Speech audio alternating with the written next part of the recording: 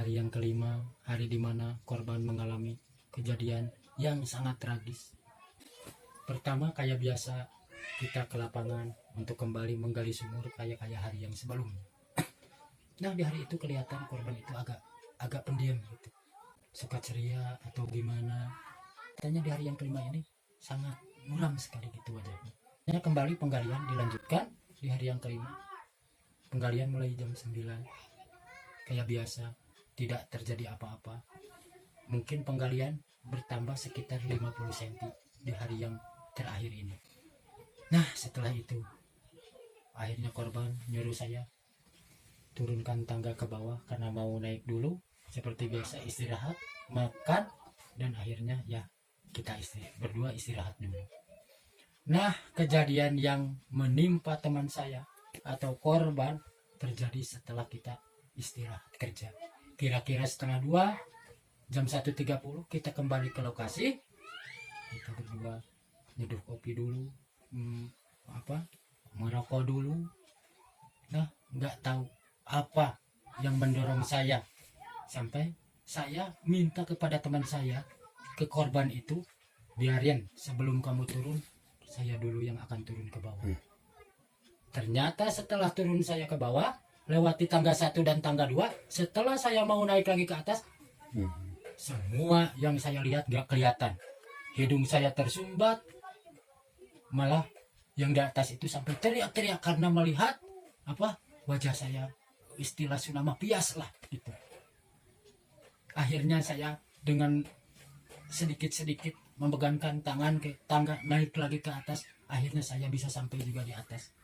Setelah tangan saya sampai di atas, akhirnya tangan saya diambil oleh teman-teman saya dan kembali bisa naik lagi ke atas. Nah, setelah itu ini yang membuat saya sedih. Ini yang membuat saya menangis. Sampai saya nggak bisa bisa rasakan, betul. Menceritakannya pun sekarang saya sampai nggak bisa gimana gitu. Saking saya, yang pertama saya merasa kasihan, yang kedua saya merasa kecewa. Saya bilang ke korban, kamu jangan sampai turun lagi ke dalam sumur itu karena yang barusan saya rasakan itu sangat berbahaya. Di korban, ya dia nerima. Ya kalau gitu nggak apa-apa, kata korban, saya nggak akan gali lagi. Inilah cuma sedikit aja yang dia minta. Saya minta waktu 2 menit aja untuk turun ke bawah untuk ngambil alat-alat yang dipakai menggali sumur, kayak linggis, kayak garpu, di bawah kayak palu. Tetapi saya hati nggak memberikan gitu ke dia untuk turun lagi ke bawah. Sampai teman saya yang 2 pun bilang nggak perlu turun, biarin garpu bisa kita ambil lewat tali, linggis kita ambil lewat tali. Nggak tahu apa yang mendorong dia untuk turun lagi ke bawah sehingga dia nekat. Dia bilang 2 menit saya butuh waktu untuk ngambil alat-alat yang di bawah. Dengan berat hati saya, ya kalau cuma 2 menit, ya itu terserah kamu. Cuman kalau kamu udah merasakan sesuatu di bawah, sebelum alat-alat itu diambil juga kamu harus naik lagi, sebab di bawah itu sangat berbahaya. Akhirnya dia turun ke bawah, tangga pertama, tangga kedua dia lewati. Nah, setelah dia ambil garpu yang di bawah itu, dia naik lagi 1 tangga, 2 tangga. Nah, pas dia mau ngambil tangga yang ketiga, gak tahu apa, tangannya itu lepas. Sambil dia bilang, aduh aku lemah, aku lulus saya kumaya. Nah, dari situlah saya nggak bisa berkata apa-apa selain mengeluarkan air mata. Sambil sebisa mungkin saya tambang saya berikan ke dia. Walau apapun yang saya berikan dari atas itu, karena dia udah nggak respon apa-apa. Nggak bisa, jangankan mendengar suara kita, jangankan untuk ngambil tambang, mungkin mendengar suara kita yang di atas pun udah gak kedengaran. Nah, itulah yang membuat hati saya sekarang merasa gimana gitu, merasa berdosa. Tapi mungkin ini kehendak yang di atas. Karena secara pribadi saya udah melarang dia untuk turun lagi ke bawah. Bisa mendengarkan kata-kata saya untuk tidak turun lagi ke bawah, mungkin kejadiannya lain lagi. Mungkin sumur langsung dicor dan tidak akan terjadi apa-apa. Nah, itulah yang membuat saya sampai sekarang masih trauma ya? Masih trauma. Nah, istilahnya masih gimana gitu. Saya belum bisa mengungkapkan apa-apa lagi.